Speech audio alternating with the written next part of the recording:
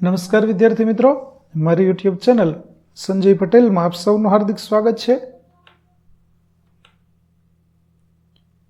મિત્રો, આજના વિડીયોની અંદર આપણે ધોરણ 8 વિષય છે ગુજરાતી, જેનો પાઠ 14 જેનું નામ છે બાબુ વીજળી.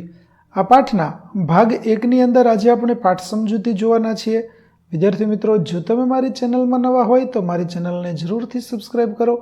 વિડીયો સારો લાગે તો લાઇક કરો, શેર કરો અને બેલ નોટિફિકેશન ઓન કરો, જેથી મારા આગળના નવા વિડીયો પણ આપને મળતા રહે. તો ચાલો મિત્રો શરૂ કરીએ. પાઠ 14 બાબુ વીજળી ભાગ 1. સૌપ્રથમ આપણે લેખકનો પરિચય મેળવીએ. લેખક છે અનિરુદ્ધ બ્રહ્મભટ્ટ. અનિરુદ્ધ વાલજીભાઈ લાલજી બ્રહ્મભટ્ટ કવિ, વાર્તાકાર, વિવેચક અને ચિત્રકાર તરીકે પણ જાણીતા છે. તેમનો જન્મ પાટણમાં થયો હતો. તેમણે વર્ષો સુધી કોલેજમાં અધ્યાપન કાર્ય કર્યું હતું.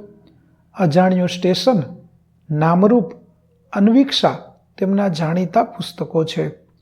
ચલમન વાટે ઘાટે ના 1 થી 5 ભાગમાં વિવિધ પ્રકારના વિશાળ વાચકોને પસંદ પડે તેવા લખાણોનો તેમનો સંગ્રહ છે. ઘણા બધા લેખન કાર્ય સાથે અનિરુદ્ધ બ્રહ્મભટ્ટ છે તે સંકળાયેલા છે, જેમાં ખાસ કરીને અજાણ્યું સ્ટેશન, નામરૂપ અને અન્વિક્ષા જેવા જાણીતા પુસ્તકો તેમણે લખેલા છે. આ પાઠની જો વાત કરીએ તો બાબુ વીજળી એ કૃતિ નામરૂપ પુસ્તકમાંથી લેવામાં આવી છે. તેમાં લેખકે કિશોર વયના બાબુના સરળ અને સાલસ વ્યક્તિત્વનો સુંદર પરિચય કરાવ્યો છે. બાબુની નિખાલસતા અને તેનું ભોળપણ જુદા જુદા પ્રસંગોમાં સુંદર રીતે નિરૂપણ પામ્યું છે. આ ચરિત્ર નિબંધમાં ગ્રામ જીવનનું વર્ણન રસાળ ભાષામાં થયું છે. વળી ઉત્તર ગુજરાતની પ્રાદેશિક બોલીના સંવાદો ઘણા જ રસપ્રદ બન્યા છે. આ નિબંધમાં વાર્તાનું તત્વ પણ રહેલું છે. એટલે કે આમ તો આપણો પાઠ છે તે વાર્તા સ્વરૂપે આગળ ચાલે છે, પણ ખરેખર તે એક વ્યક્તિત્વને છતું કરતું નિબંધ છે, એક ચરિત્રને દર્શાવતો નિબંધ છે, એટલે કે ચરિત્ર નિબંધ છે તે આપણને જોવા મળે છે. તો ચાલો આપણે જોઈએ બાબુ વીજળી પાઠની અંદર શું આવે છે. આ પહેલા વિદ્યાર્થી મિત્રો, આ પાઠના સ્વાધ્યાયની PDF જોવા માટે પ્લે સ્ટોરમાંથી અમારી એપ્લિકેશન વિશ્વગુરુ STD 1 થી 12 ગુજરાતી ડાઉનલોડ કરી તમારા મોબાઈલમાં ઇન્સ્ટોલ કરો.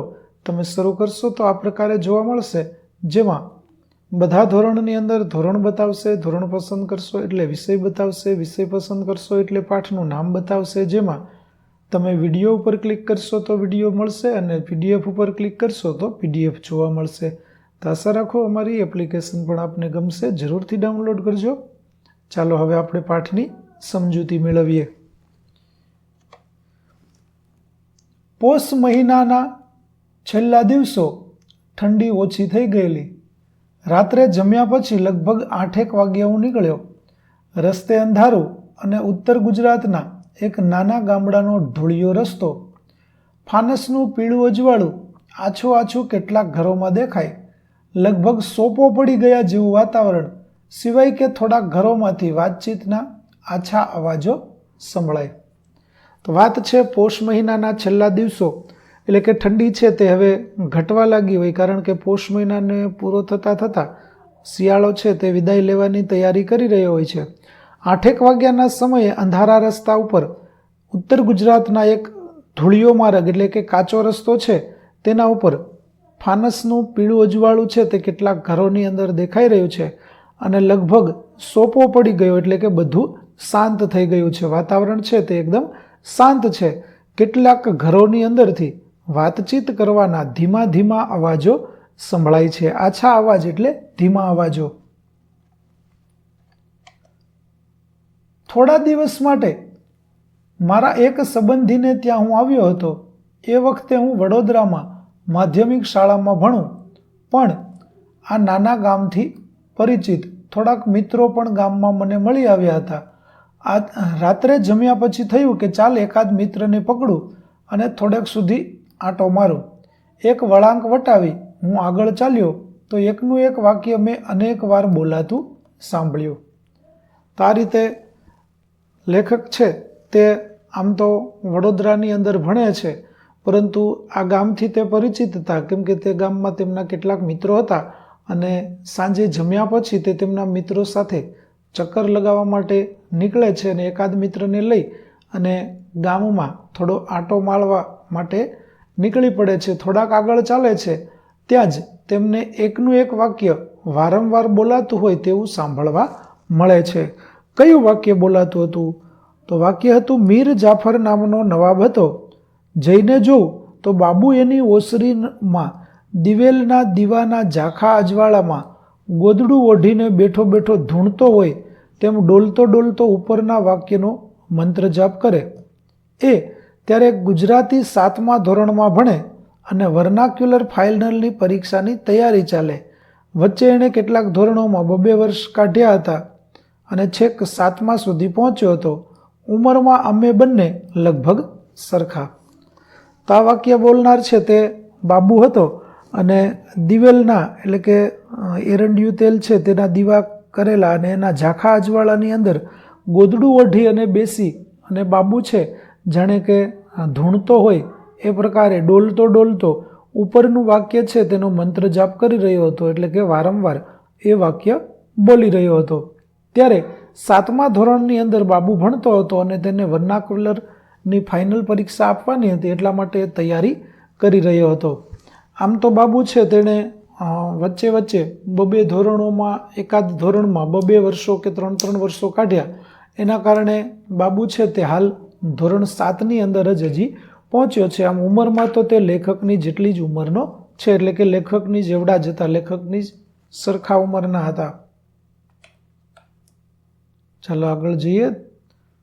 બાબુ પાસે હું ગયો ત્યારે એના ઘરના પગથિયા પાસે ડાબી બાજુએ ભેંસ બાંધેલી અને જમણી બાજુએ 3 કૂતરા બેઠેલા.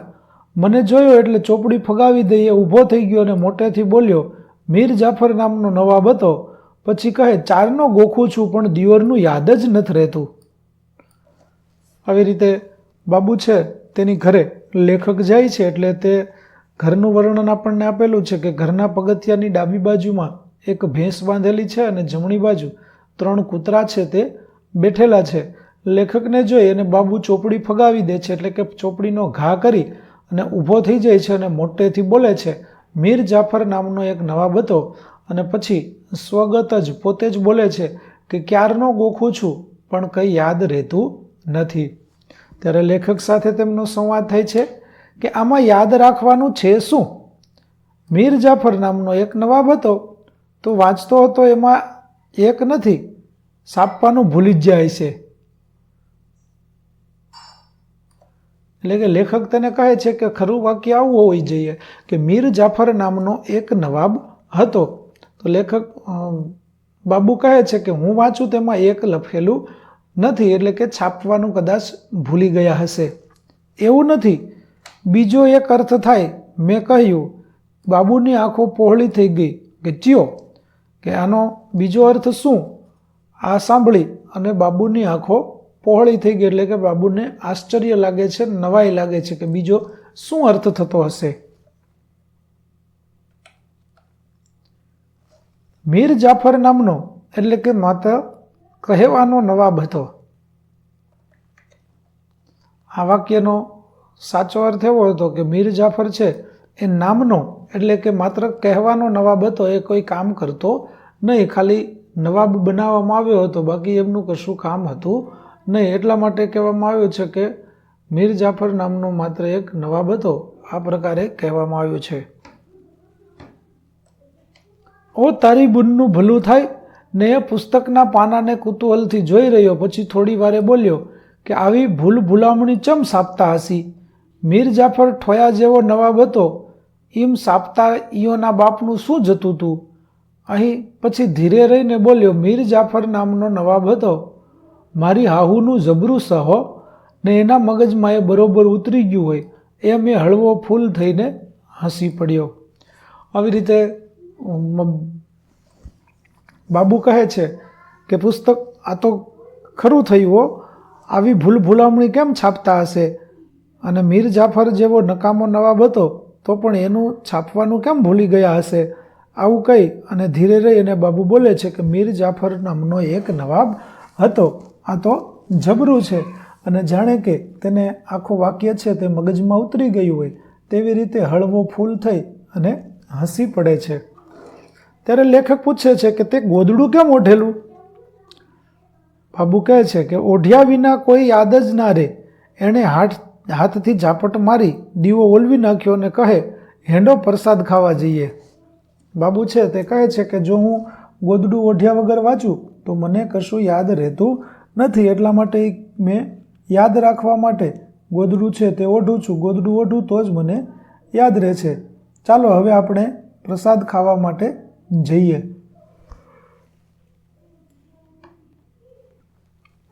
એમ કહી અને બાબુ છે તેણે હાથની ઝાપટ મારી અને દીવો છે તે જે સળગતો હતો તેને ઓલવી દીધો, એટલે કે બુજાવી દીધો. ભાભીને પૂછી જો, એના માને હું ભાભી કહેતો. નાની ઉંમરે એ વિધવા થયેલા બાબુ એમનો એકનો એક દીકરો. એને મોટો કરતા ભાભીને ઘણું દુઃખ પડેલું, પણ હવે તો બાબુ ખેતી સંભાળી લેતો અને છેક ફાઇનલ સુધી પહોંચ્યો હતો. ગામમાં ફાઇનલથી આગળ ભણેલું કોઈ ભાગ્યે જ મળે. ગામ નાનું એટલે હાઈસ્કૂલ હતી જ નહીં. ગામના છોકરા ફાઇનલ સુધી ભણીને કાં તો પ્રાથમિક શાળામાં શિક્ષક થાય ને કાં તો થાય તલાટી, અને જે ભણી ન શકે તે ખેતી કરે ને કાં તો દુકાન. આવી રીતે લેખકના ગામના શિક્ષણની પરિસ્થિતિ છે તેનો પરિચય આપણને આપવામાં આવ્યો છે. બાબુ છે તે તેના પરિવારમાં તે અને તેની વિધવા માતા હતી અને બાબુ એકનો એક દીકરો હતો. તેને મોટો કરવામાં તેના માતાને ઘણું બધું દુઃખ પડ્યું હતું, પરંતુ હવે બાબુ મોટો થવાને લીધે હવે તે ખેતી સંભાળતો થઈ ગયો હતો અને ફાઇનલ સુધી તે પહોંચ્યો હતો. ફાઇનલ એટલે વિદ્યાર્થી મિત્રો એ સમયે ધોરણ 7 સુધીનો અભ્યાસક્રમ હતો. ગામની અંદર ફાઇનલથી વધારે ભણેલું કોઈ ભાગ્યે જ મળતું અને ગામ નાનું હતું એટલે હાઈસ્કૂલ એમાં હતી નહીં. ગામના છોકરા ફાઇનલ સુધી ભણી અને કાં તો પ્રાથમિક શાળામાં શિક્ષક બની જતા અથવા તો કોઈ તલાટી કમ મંત્રી બનતા, અથવા તો જે ભણી ન શકે એ લોકો કાં તો ખેતી કરે અને કાં તો પોતાની દુકાન કરતા. મા તો ભજનમાં ગઈ એ બોલ્યો અને અમે ચાલી નીકળ્યા. બાબુ કહે છે કે મારી મા તો ભજન સાંભળવા ગઈ છે, એટલું કહી અને ત્રણેય એ ચાલી નીકળે છે. ત્રણેય કૂતરા પાછળ થયા. એમાંથી એકને એણે પાછળ આવવા દીધું અને બીજા બેને પાછા કાઢ્યા. તો બાબુના ઘર પાસે આપણે અગાઉ જોયું તે પ્રમાણે કૂતરા બેઠા હતા. તેમાંથી 3 કૂતરાઓ છે તે તેની સાથે ચાલતા થાય છે. ત્યારે બાબુ છે તે એક કૂતરાને પોતાની સાથે આવવા દે છે અને બાકીના 2 કૂતરા છે તેને પાછા કાઢે છે.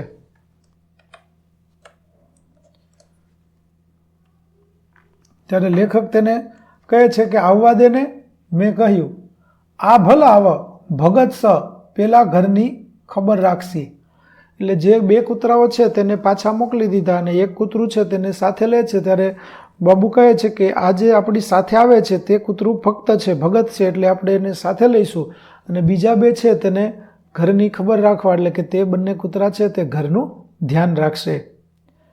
ગામની ભાગોળે આવેલા રામજી મંદિરમાં અમે ગયા. કૂતરું બહાર બેઠું. જય રામજી કીની બૂમ લગાવી. બૂમ બાબુએ લગાવી અને અંદરથી અવાજ આવ્યો, ઇતના લેટ ક્યું આયા?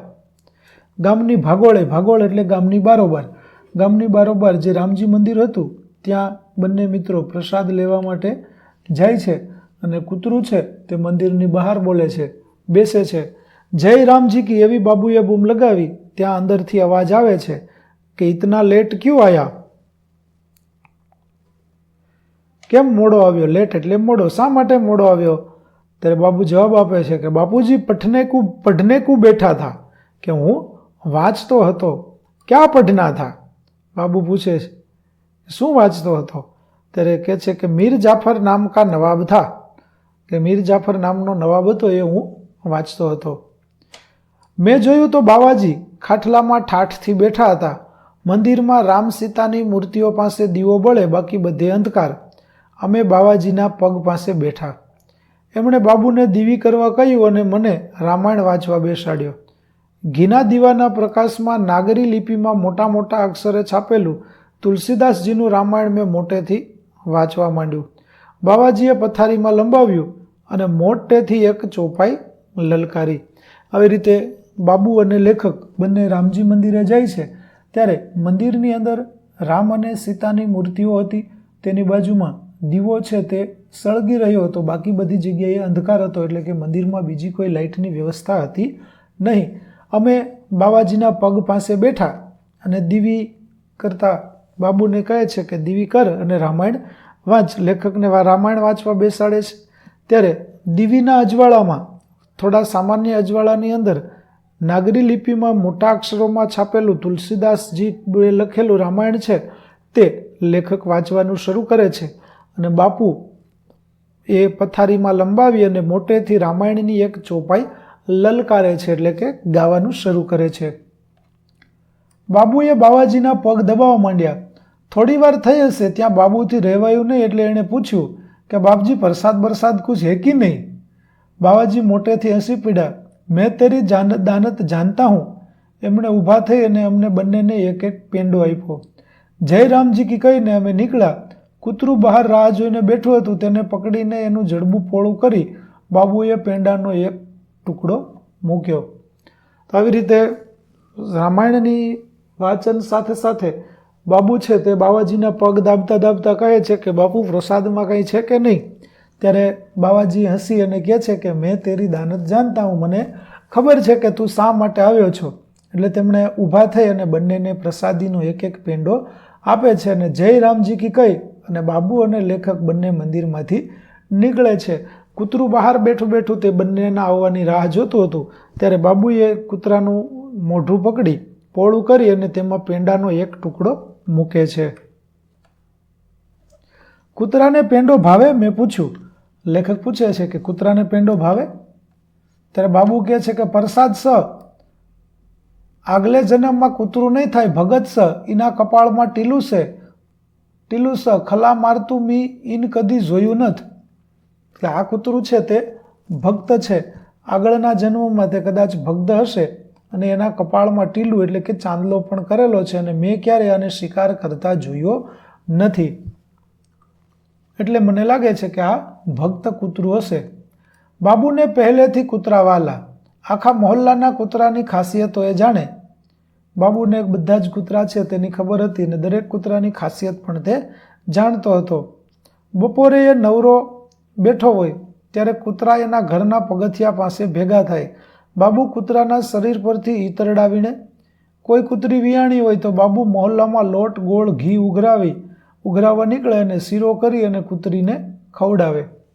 આવી રીતે બાબુ છે તેને કુરકુરિયાને એ કતીલા કહે, એટલે કે નાના બચ્ચા, ગલુડિયા.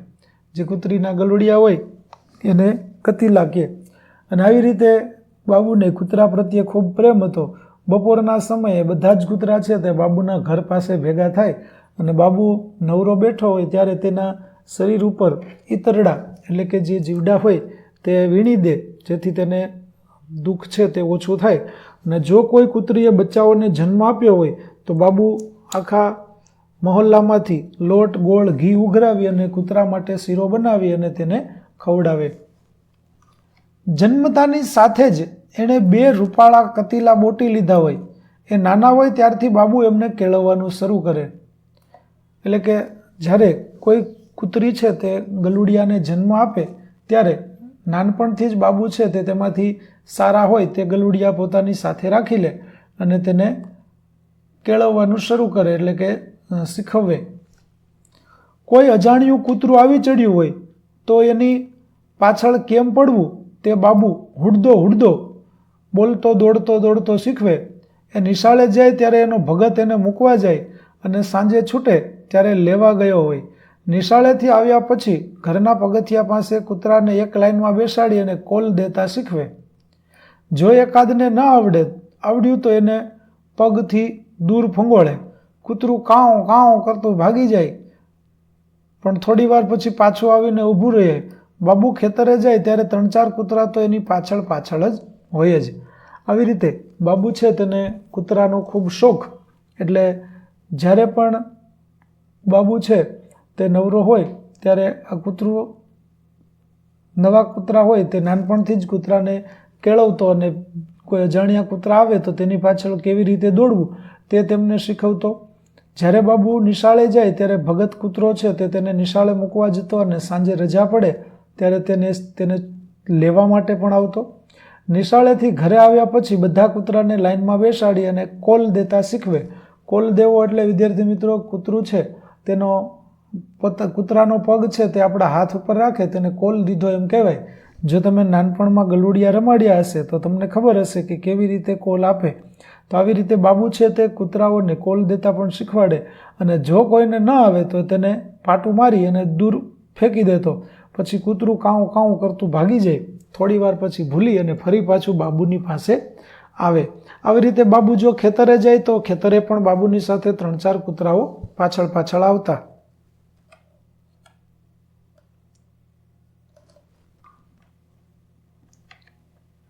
ભાભીને બાબુ ખોટનો દીકરો એટલે એને માતાજીના સ્થાનકે રમતો મૂકેલો અને બોલેલા કે મારી માં તમારો છે ને તમે જાળવજો. એવી માનતા પણ રાખેલી કે દર વર્ષે નવરાત્રિમાં માતાજીની માંડવી બંધાય ત્યારે બાબુ માતાજીના ચોકમાં ખેલાતી ભવાઈમાં ખેલ કરે અને સ્ત્રીનો પાઠ ભજવે. બાબુ છે તે તેની માતાનો એકનો એક દીકરો હતો અને ગામમાં માતાજીના મંદિરે તેની માતાએ દર્શન કરી અને કહેલું કે તમારો જ છે માતાજી અને તમે જ તેને સાચવજો. જ્યારે નવરાત્રિ શરૂ થાય અને માતાજીની માંડવી બંધાય એટલે કે નવરાત્રિની અંદર માતાજીના ચોક પુરાય ત્યારે ચોકની અંદર ભવાઈના ખેલ થાય અને એ ખેલની અંદર બાબુ છે તે સ્ત્રી પાત્ર ભજવતો. બાબુને તો ભાવતું હતું ને વૈદે કહ્યું એટલે કે તેને સ્ત્રી પાત્ર ભજવવું ગમતું અને તેમાં પણ તેની માનતાએ તેની માનતા રાખી. માતાએ માંડવી પાસે લાકડાની પાટો ગોઠવીને સ્ટેજ બનાવ્યું હોય અને તેના ઉપર નાટક વજવાય. પડદો નહીં. શરૂઆતમાં ગણપતિનો વેશ આવે, પૂજા વિધિ થાય અને વિદૂષક પ્રવેશે. વિદૂષકે જોકરના જેવી ઊંચી દિવાલની ચળકતી ટોપી પહેરી હોય અને હાથમાં ચામડાનો પટ્ટો રાખ્યો હોય. સ્ટેજ પર આવીને એ પટ્ટો ફટકારે અને ગાય કે વાલી જા વીજળીને આ વાતમાં કેમ વાગી વાર. જામતી રાતની શાંતિમાં એનો અવાજ દૂર દૂર સુધી પડઘાતો ફેલાઈ જાય. એનું ગીત સાંભળીને 3 સુંદરીઓ સ્ટેજ પર પાછળથી કૂદકો મારીને પ્રવેશ કરે અને આવી આવી એવું વિદૂષક વાલા આમાં બાબુ એના તીણા અવાજથી જુદો તરી આવે. આવી રીતે નાટકની અંદર કેવી રીતે વિદ્યાર્થી મિત્રો તમે તમારા ગામની અંદર ભવાઈ રમવા માટે આવતા ભોજકો છે તેનું નાટક જો જોયું હોય તો આ તેને મળતું આવે તે પ્રકારનું નાટક છે તે બાબુના ગામની અંદર પણ રમવામાં આવતું. મંદિરની બાજુમાં ત્યાં લાકડાના પાટિયા ગોઠવી અને સ્ટેજ બનાવાતું અને પડદાની કંઈ વ્યવસ્થા નહોતી. શરૂઆતમાં ગણપતિ આવે ત્યાર પછી પૂજા વિધિ થાય અને વિદૂષક એટલે જેને આપણે જોકર કહીએ તે જોકર આવે અને હાથમાં ચામડાનો પટ્ટો હોય ને પટ્ટો ફટકારતો જાય અને ગાતો જાય અને આવી રીતે વાલી વીજળીને આવતા કેમ વાર લાગી એવું ગીત લલકારે અને ત્યાં તો દૂર દૂરથી પણ એનો અવાજ પડઘાતો હોય અને આવું સાંભળી અને સ્ટેજ ઉપર 3 સુંદરીઓ કૂદકો મારી અને પ્રવેશ કરે અને એમાં એક હોય બાબુ વીજળી જે પોતાના તીણા અવાજના કારણે અલગ જ તરી આવતો. ઓઢણીમાં છોકરી જેવો જ લાગે, પગે ઘૂઘરા બાંધ્યા હોય અને તાલબદ્ધ પગ પછાડતો ઠેકડા મારતો એ ગાતો હોય. ભૂંગળો વાગે અને બીજા અદાકારો સાથે બાબુ તાતા થૈયા કરતો હોય. એ દ્રશ્ય હું ભૂલી શકું તેમ નથી. એના અભિનયથી ખુશ થઈ છોકરીઓ એને વીજળી કહેતા. એટલે કે બાબુ છે તે નાનપણથી જ ભવાઈનો શોખીન અને જ્યારે પણ તે સ્ટેજ ઉપર નાચતો હોય ત્યારે જાણે કે સ્ત્રી પાત્ર લઈ અને આવ્યો હોય તો જાણે કે સ્ત્રી જ બન્યો હોય તેવું લાગતું. અને લેખક કહે છે કે મને પણ આ દ્રશ્ય ભૂલાતું નથી. એના અભિનયથી બાબુ બધાને ખુશ કરતો અને એ જોઈ અને લોકો તેને પણ વીજળી જ કહેતા.